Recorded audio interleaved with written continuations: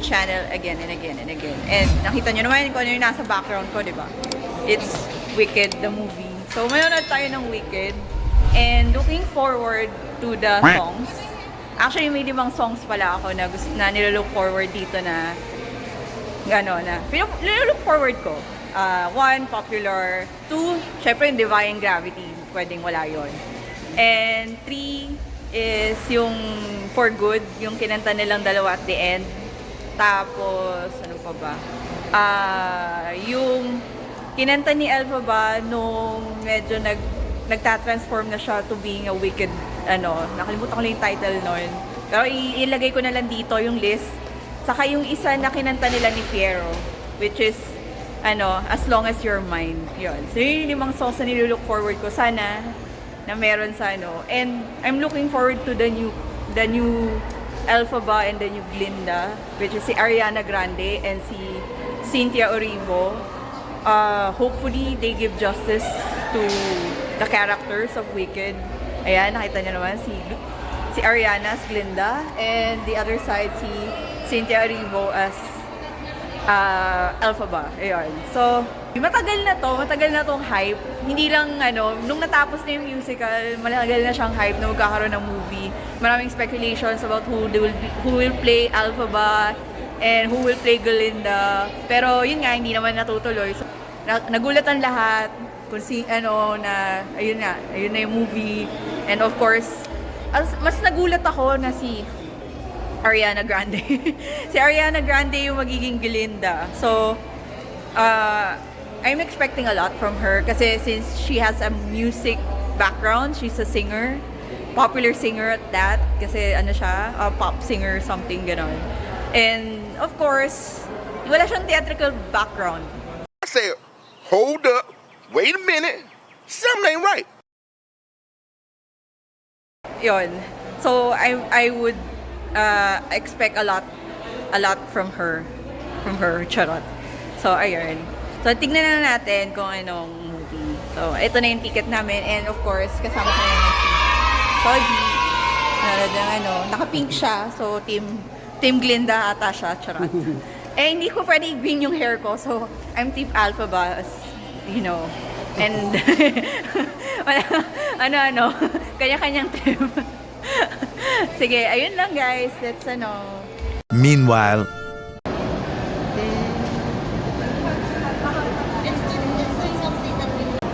binunod namin nila Marcos yung niyan eh. Movie?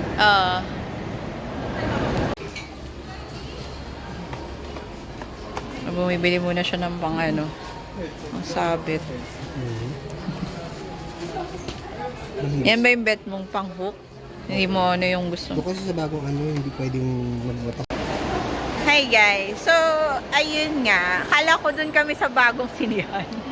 Problema, hindi daw. Ano yun? Sabi mo? Puro mukha na daw kasi yung palabas doon. So, fake news na meron sa bagong sinihan ng Gateway. So, nandito kami ngayon.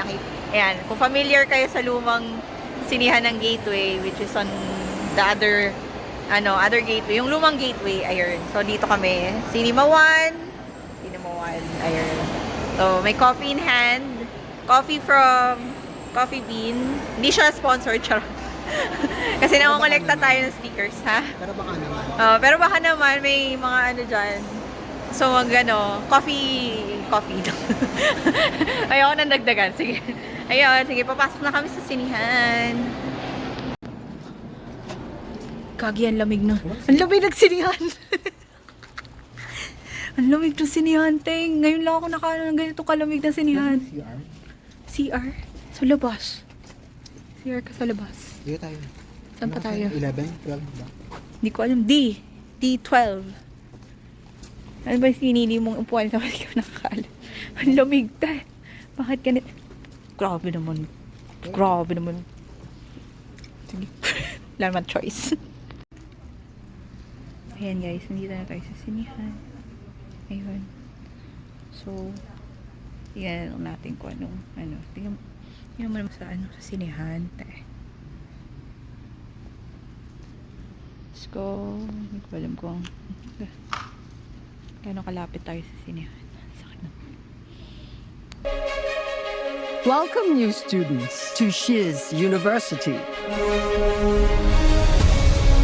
where you can expect the unexpected.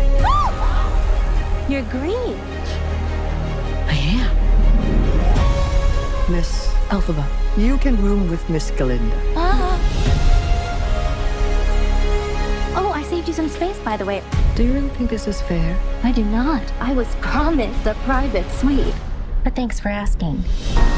You may have noticed that I am one of the last animal professors here at Shiz. But there was a time when life in Oz was different. Someone needs to tell the wizard that the animals are in trouble. That's why we have a wizard. Because no one... What?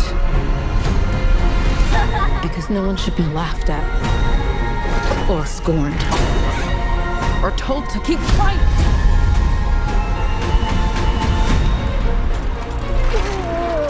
That was you who made all that happen.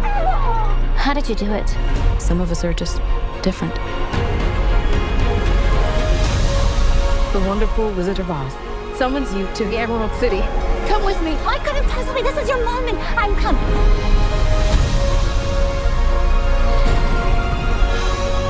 You can do this. You can do anything. I am Oz, the great and powerful. Something bad is happening in Oz. The best way to bring folks together is to give them a real good enemy. Tell them how I'm defying gravity. You have no real power. That's why I need you. Bring her to me.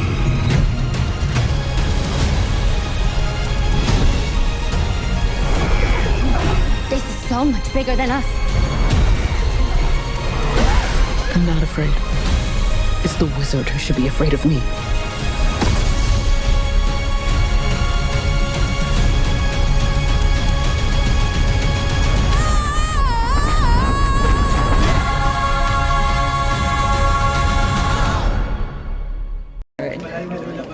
Hi guys! So, ayun.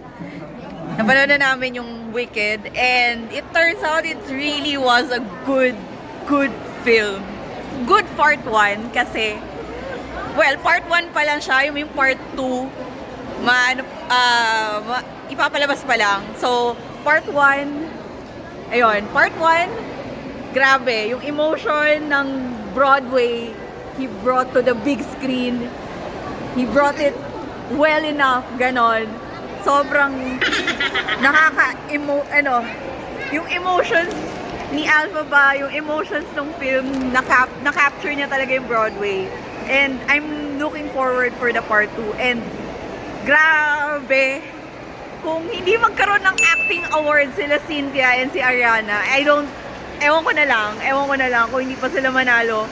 They deserve acting awards. They deserve to be nominated for acting awards next year. As in, pati yung film itself, it deserves awards. I mean, nomination. Sobrang ganda niya, from the actual effects and all, yung cinematography and yung grabe, sobrang medyo ni-lower ko yung expectation ko since it's Ariana. And sabi ko nga, diba, Ariana is known for pop music. Hindi siya for theatrical or something like that. But, na-blown away niya talaga ako. As in, she's the manifestation. Sabi nga nila, she's the manifestation of Glinda. And she is the manifestation of Glinda in every aspect. Yung itsura niya, yung pagkanta niya, lahat. Finish. And si Cynthia Erivo as Elphaba, bravo talaga. As in, she is the perfect Elphaba of this century or this moment na yung sa film. Sobrang galing niya. Sobrang yung emotion ni Elphaba, perfect. It's perfect. So this film, I give it a thumbs up. Thumbs up talaga. As in, sobra. Part 1 pa lang, yung songs na sabi ko, yung Popular and yung Defying Gravity, grabe. Naramdaman ko yung emotion niya. Lalo na yung popular na Ariana. Ano ko, she's Glinda. She's really Glinda in the flesh. As in, flip! The flip of the hair. Ayun na yung masasabi ko sa kanya. Gagayahin ko na lang yung pag-flip ng hair. Ganon siya ka-effect sa akin. Ayun. So anyways guys, ikaw, ano ba? Ayun. Wala na siya masabi kasi nasabi ko na lahat. And then, we can't wait for part 2, no? Part 2. Ayun. Sana palabasin na nila yung part 2. Please, show us part 2. Show us part 2. We can't wait for part 2. Ayun. The film gets nominated. They deserve it. As in, deserve nila. Sobrang deserve. Ayun lang. Yun lang masasabi ko. Sobra. As in, na-overwhelm ako. Naano ko kasi talaga. As in, kung pwede lang mag-sing-along, nag-sing-along na ako. Problema, kinokontrol ko lang yung sarili ko to sing-along. Sobrang grabe. Hindi lang ako masyado nag-out loud ng pero nakikisabay lang ako sa mga kanta. Lalo na yung mga So, I know the songs. Since, yung beginning to end. Sa yung part 2, feeling ko alam ko rin mga kanta doon. Yeah. So, anyways, yun lang talaga. Sobrang overwhelmed and sobrang nagandahan sa film. Ayun. So, ako. Sobrang natuwa lang ako kasi sobrang emotion. Overload. Yun lang masasabi ko. So, anyways, guys, ayun.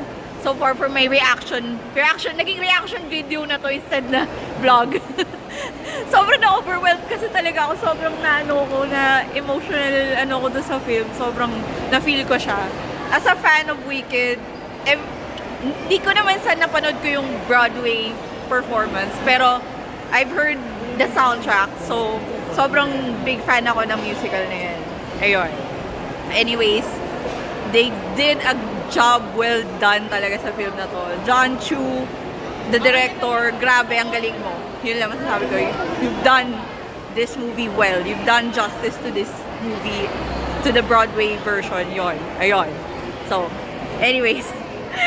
Ayun yan, guys. If you like this feeling ko parang nagwawala lang ako dito sa video na to. Ayun. So, if you like this video, you can thumbs up on this video. And, of course, kung mag-subscribe kayo, subscribe to my channel. And, see you on the part 2 ng